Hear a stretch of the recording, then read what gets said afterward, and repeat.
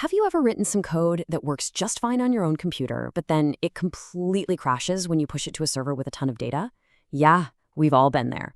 And the reason why might not be your logic, but your code's memory footprint. So today, we're going to demystify a concept that really separates good coders from great ones: space complexity. It's a question we often forget to ask ourselves. We're so focused on making our code work, right? But we don't always stop and think about the resources it's eating up. How much memory does it really need to get the job done? Answering that simple question is what writing scalable, professional code is all about. So let's think about it this way. The best way to get this is with an analogy. Imagine your computer's memory as your desk. Is your code the kind of thing that works neatly on a single sticky note? Or does it need like a giant conference table covered wall to wall with papers? This idea of a digital workspace is absolutely key. So what's the official definition? Well, space complexity isn't about a single number, like, oh, this uses 5 megabytes. It's about a relationship. It describes how your algorithm's memory usage scales as the size of the input data gets bigger and bigger. Okay, and this right here highlights a really important distinction. Think of your input as the main textbook you're working with. The auxiliary space, well, that's all the extra stuff you create. Your sticky notes, your scratch paper, the highlighters. Total space is just everything combined. Now, when we analyze algorithms, we're usually most interested in that extra auxiliary space, because that's what our code is adding to the pile. So how do we actually measure this digital workspace? Well, we use a special language called Big O notation. It gives us a way to classify how our memory usage scales from something tiny and fixed to something absolutely enormous. We'll start with what's basically the holy grail of memory efficiency, O of 1, which you'd say is order of 1. This means constant space, and it's the ideal we're pretty much always shooting for.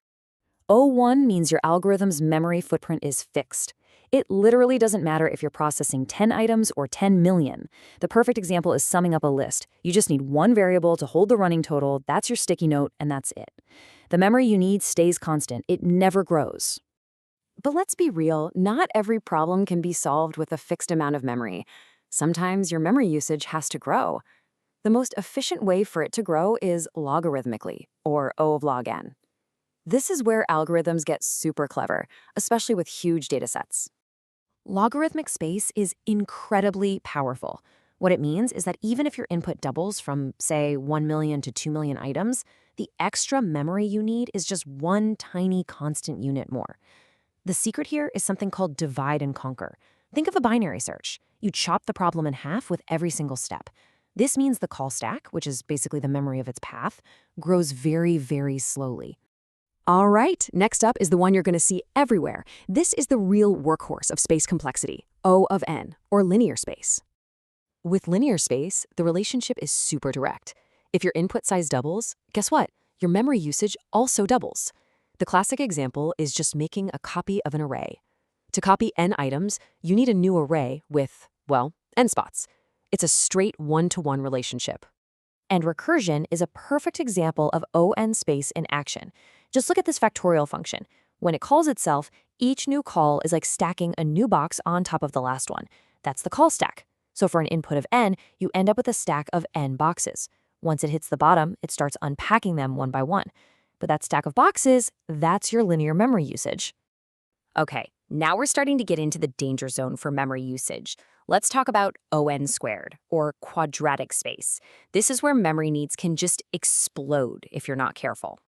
With quadratic space, the memory grows by the square of the input size. So if your input doubles, your memory needs just quadrupled. Whoa. This usually happens when you need to compare every single item to every other item.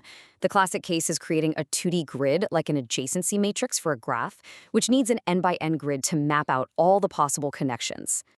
So let's just do a quick recap of what we've covered. We've got O of 1 for fixed memory, O of log n when things grow really slowly, O of n for that direct linear growth, and O of n squared for that rapid, grid-like expansion.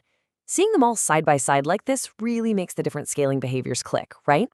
And this all brings us to a huge dilemma that every programmer faces, whether they realize it or not. It's the space-time trade-off. Basically, do you want your code to be fast or do you want it to be lean? Because a lot of the time you can't have both. Let's look at a great example, memoization. Imagine you have some calculation that's just really slow. The first time you do it, you can store the answer in a little lookup table. Now that uses more memory for sure, but the next time you need that same answer, you just grab it instantly instead of redoing all that hard work. See? It's a strategic choice. It's a balancing act. You can pile on the memory to make your program lightning fast, or you can conserve memory and just accept that it might take a little longer to run. And there's no single right answer. The best choice always depends on the problem you're trying to solve. Okay, I know this has been a lot of theory, but why should you, as a developer, actually care so deeply about any of this? Because understanding this stuff isn't just some academic exercise, it's a programmer superpower. Seriously, it's the difference between writing code that works today and writing code that scales for tomorrow. It lets you build apps for tiny smartwatches, make smart calls about which algorithms to use, and design systems that don't fall over the second they get popular. At the end of the day, it's pretty simple. You can't control what you don't understand.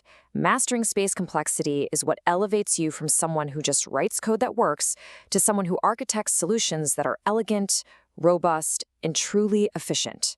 So I'll leave you with this question for your next project. When you hit that trade-off, what are you going to choose? Save space or save time?